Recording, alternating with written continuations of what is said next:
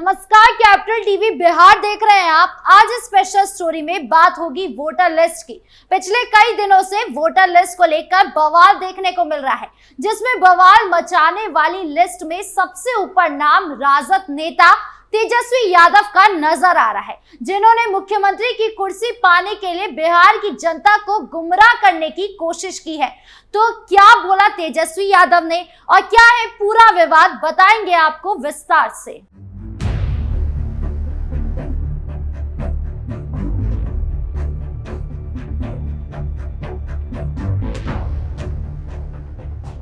तेजस्वी यादव की गुमराह राजनीति। सबसे पहले बात करें राजद नेता तेजस्वी यादव की, जिन्होंने वोटर लिस्ट को लेकर बड़ा बवाल बिहार में बना दिया है। देखिए ये वीडियो क्या कह रहे हैं तेजस्वी यादव। यानी हर एक बिहारी को पूरे देश में केवल बिहारी को अपनी नागरिकता को साबित करना होगा, और यही वोटर लिस्ट से 2024 का चुनाव हुआ था। अगर वो फर्जी था तो चुनाव भी फर्जी होगा। जो देश भर में सरकार बनी है फिर वो भी फर्जी सरकार होगी। आखिर आनन फानन में ये निर्णय जो है क्यों लिया गया कि केवल बिहार के लोगों का ही, बिहार ही केवल नागरिकता अपने देश का साबित करेगा? चाहे हिंदू हो, मुस्लिम हो, सिख हो, ईसाई हो, अगड़ा हो, पिछड़ा हो, दलित हो, आदिवासी हो, अति पिछड़ा हो, उन सब को, चाहे कोई धर्म के हो, कोई जात के हो, केवल बिहारी अपनी देश की नागरिकता को साबित क्यों करेगा? ये बड़ी साजिश है। तेजस्वी यादव कह रहे हैं कि बिहारी ही क्यों बताए कि वो बिहारी है। इतनी पिछड़ी आबादी को आधार कार्ड से चुनाव देने क्यों नहीं दिया जा सकता? आपको बता दूं कि पहली बात, लालू सरकार ने बिहार की हालत ऐसे करके रख दी थी कि बिहार विकास के नाम पर कछुए की सवारी ही करता रहा है।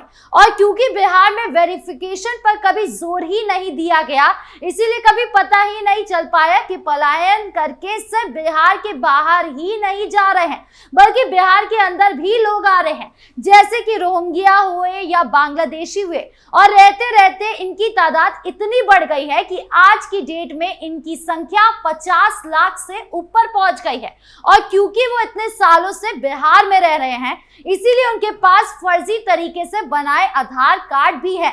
और अब राजद नेता तेजस्वी यादव कह रहे हैं कि चुनाव आयोग को बिहार में वोटर लिस्ट बनानी ही है तो आधार कार्ड के दम पर बना ले।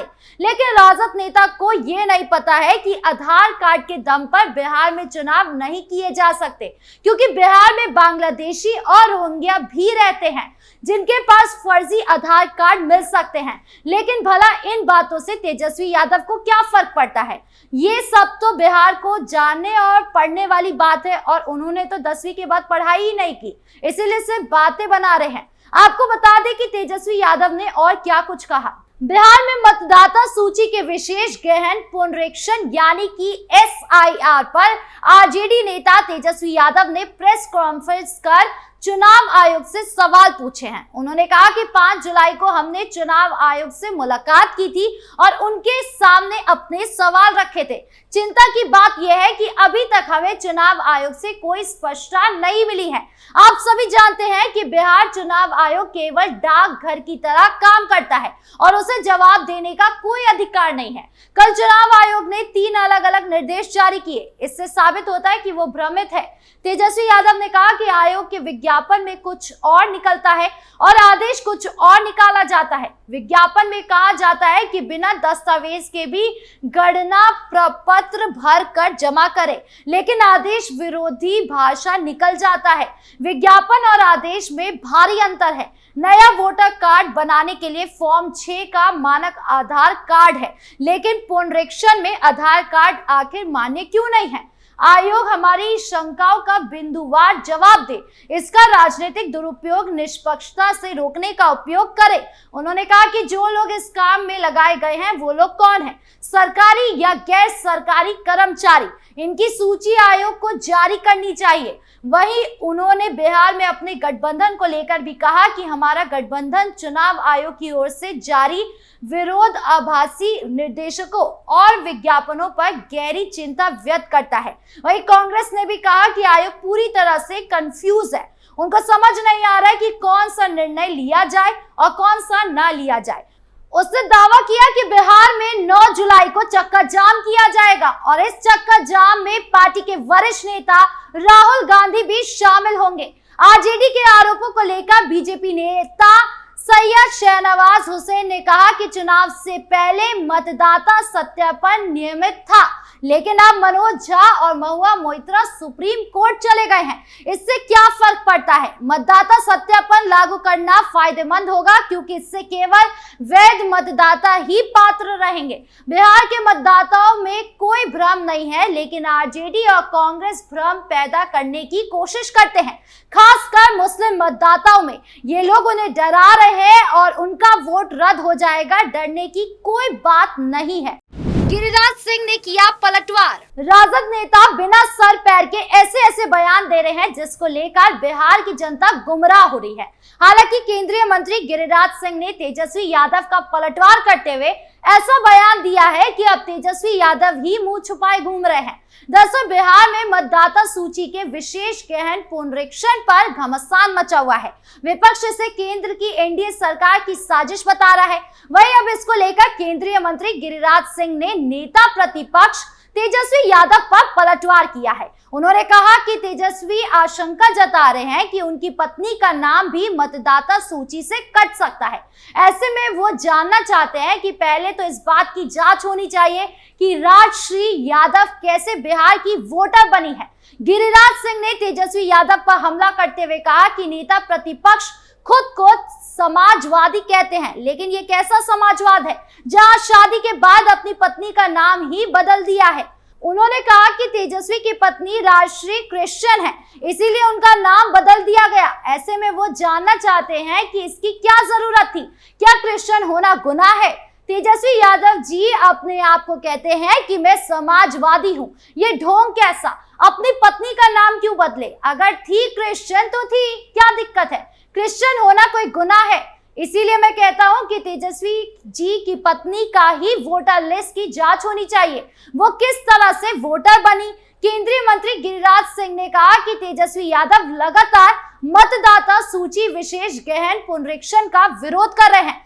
वो तो जानना चाहते हैं कि उनकी पत्नी का नाम कैसे बिहार के वोटर लिस्ट में जुड़ा है, इसकी जांच होनी चाहिए। जहां तक आधार को लेकर विपक्ष सवाल उठा रहा है, तो विपक्षी नेताओं को पता होना चाहिए कि आधार पर लिखा हुआ है कि ये नागरिकता को प्रमाणित नहीं करता है।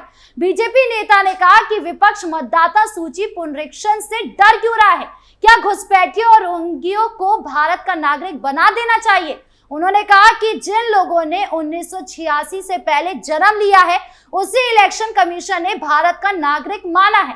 ऐसे में सवाल उठाने का कोई मतलब नहीं है। तेजस्वी यादव हो या राहुल गांधी, इनके चिल्लाने से ये नहीं रुकने वाला। सुप्रीम कोर्ट के वकील ने की एसआईआर की मांग। बिहार में वोटर लिस्ट के विशेष गहन पुनरीक्षण यानी कि एसआईआर पर बवाल मचा हुआ है। वोटर लिस्ट रिवीजन को लेकर जहां एक तरफ विपक्षी पार्टियां सुप्रीम कोर्ट का दरवाजा खटखटा रही है, तो वहीं दूसरी तरफ सुप्रीम कोर्ट में अधिवक्ता अश्विनी उपाध्याय ने एक याचिका पर उल्लेख किया है, जिसमें उन्होंने चुनाव आयोग को नियमित समय में वोटर लिस्ट के रिवीजन का निर्देश देने की मांग की है। अधिवक्ता ने चुनाव आयोग को नियमित अंतराल पर विशेष रूप से संसदीय, विधानसभा और स्थानीय निकाय चुनाव से पहले मतदाता सूचियों का विशेष गहन पुनरीक्षण करने का निर्देश देने की मांग की है। अधिवक्ता ने कहा कि ऐसा करने से यह सुनिश्चित किया जा सकेगा कि सिर्फ भारतीय नागरिक ही वोट दे, सिर्फ भारतीय नागरिक ही वोट देकर अपने मत का इस्तेमाल करें, ना कि अवैध विदेशी घुसपैठिया। वकील उपाध्याय ने कहा कि ये बिहार मतदाता सूची का मामला है, याचिका दायर की गई है। अगर मेरी याचिका को त्याग किया जा सकता है इस पर जस्टिस सुधांशु धुलिया ने कहा कि याचिका के डिफेक्ट को ठीक होने दे, उसके बाद रजिस्ट्री निर्णय लेगी। विपक्ष का कहना है कि ऐसा करने से कई लोग वोट देने से वंचित रह जाएंगे। AIMIM चीफ असदुद्दीन ओवैसी ने भी इस मामले को लेकर चुनाव आयोग का दरवाजा खटखटाया है। विपक्ष का कहना है कि इस प्रक्रिया से वोट बंदी कराने की कोशिश की जा रही है। आपको बता दें कि चुनाव आयोग ने साफ तौर पर कहा है कि आप कोई भी डॉक्यूमेंट सबमिट कर सकते हैं। चुनाव आयोग ने कई तरह के ऑप्शन बिहार की जनता को दिए हैं, जिससे साफ होता है कि वो बिहार की जनता है या नहीं है। दस्तावेज जैसे स्कूल सर्टिफिकेट, घर का बनाया हुआ उसका कोई कागजात हो, खेत है तो उसके कागजात हो, ऐसे ही कागजात मांगे गए हैं। कोई चंद्रयान का ब्लूप्रिंट नहीं मांगा गया है, जिसका हंगामा विपक्ष कर रहा है। खैर, अब इस मामले में आगे क्या होता है ये देखने वाली बात होगी। आपको क्या लगता है कमेंट बॉक्स में जरूर बताएं। नमस्कार।